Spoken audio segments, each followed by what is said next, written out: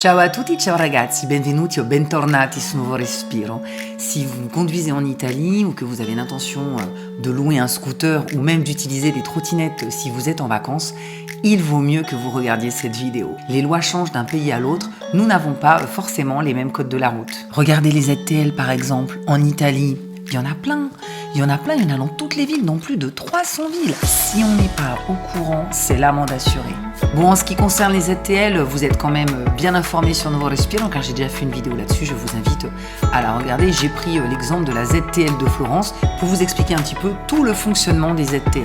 Je vous fais cette vidéo car le gouvernement italien avait prévu une tolérance zéro sur les routes italiennes et il est passé à l'action, il a renforcé les sanctions et il a augmenté de façon significative les amendes. Donc, il vaut mieux être au courant. Voici les principaux changements si vous conduisez en Italie. J'en ai sélectionné 4. Allez, c'est parti, c'est tout de suite. Benvenuti su Nuovo Respiro, bienvenue aux nouveaux abonnés. Moi c'est Corinne et chaque vendredi je partage avec vous mon amour, ma passion pour l'Italie, pour ce pays, pour ses habitants, pour sa culture, mais une Italie plus authentique, plus proche de la vraie vie des Italiens et bien loin des clichés. Je vous invite à me laisser plein de petits pouces, histoire de booster un petit peu la chaîne. Vous pouvez aussi activer la cloche de notification, vous abonner, n'hésitez pas, c'est gratuit. Vous serez ainsi au courant dès qu'une nouvelle vidéo est en ligne. Je vous invite aussi à me laisser des commentaires, n'hésitez pas. J'y réponds, je mets un point d'honneur à essayer de répondre à tous les commentaires et partager cette vidéo avec vos amis. Depuis le 11 mars 2015, il y a une directive européenne qui permet d'échanger les informations sur les immatriculations et sur les conducteurs entre pays membres en cas d'infraction. Elle permet d'harmoniser les procédures, les codes de la route étant très différents d'un pays à l'autre. La France et l'Italie sont concernés par cette loi. Ainsi, le responsable d'une infraction peut être poursuivi après son retour et dans son pays d'origine. 8 infractions sont concernées par cette loi: les excès de vitesse, le défaut de port de la ceinture de sécurité, le franchissement d'un feu rouge, la conduite en état d'ébriété, la conduite sous l'influence de stupéfiants, le défaut de port du casque sur 2 ou 3 roues, la circulation sur une voie interdite, et pour finir, l'usage d'un téléphone portable ou de tout autre moyen de communication alors qu'on est en train de conduire un véhicule. En cas d'entorse au code de la route dans le pays dans lequel vous vous trouvez, en l'occurrence c'est pour l'Italie, le conducteur européen encourt une peine, une contravention. Il n'y a pas de retrait de points, mais attention, le retrait de permis est possible. Et en cas de grave infraction de type délit ou crime, le pays dans lequel l'infraction a été commise peut suspendre temporairement ou même définitivement le permis de conduire. Et on passe en revue tout de suite 4 changements sur le code de la route en Italie en 2024. Numéro 1. L'utilisation du téléphone portable au volant. La tranche de l'amende pour ceux qui utilisent leur téléphone portable en conduisant sans kit main libre ni écouteurs passe de 165 660 € à 422 1697 €. On ne plaisante pas. Numéro 2. Les amendes sont renforcées en cas d'excès de vitesse. Sur proposition des maires, le nouveau code de la route renforce les sanctions en cas d'excès de vitesse. Les amendes pourront monter jusqu'à 1084 €. Numéro 3, de nouvelles règles pour les trottinettes en ce qui concerne l'assurance et le port du casque.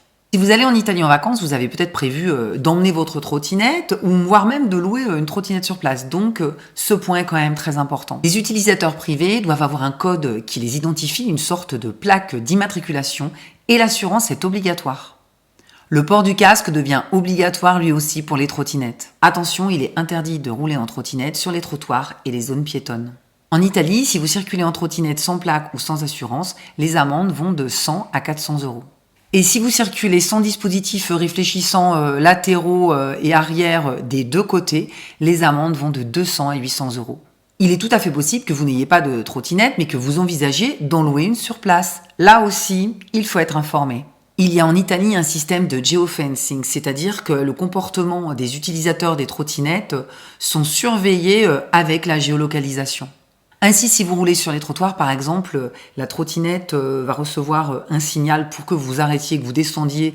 Vous pouvez marcher sur le trottoir, mais pas rouler. Sinon, le fonctionnement sera empêché. De la même façon, les trottinettes doivent être garées dans les zones prévues à cet effet, sinon c'est une amende.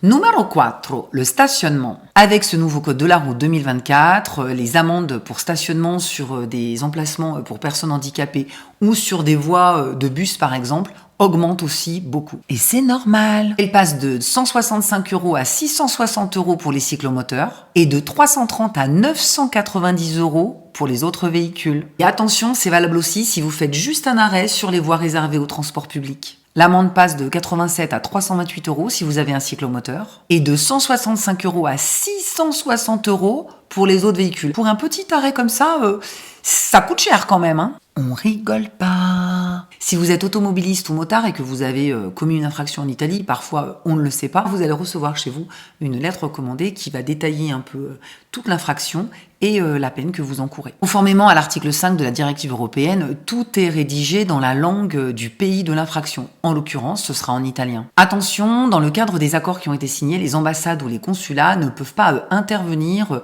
dans le cas d'infraction sur le sol italien. Ambassades et consulats ne peuvent pas contester une infraction routière. Vous pouvez à présent prendre la route sereinement en Italie. Je vous remercie d'avoir regardé la vidéo. Je vous fais de gros bisous et je vous dis à vendredi pour un nouveau Respiro. Ciao, ciao!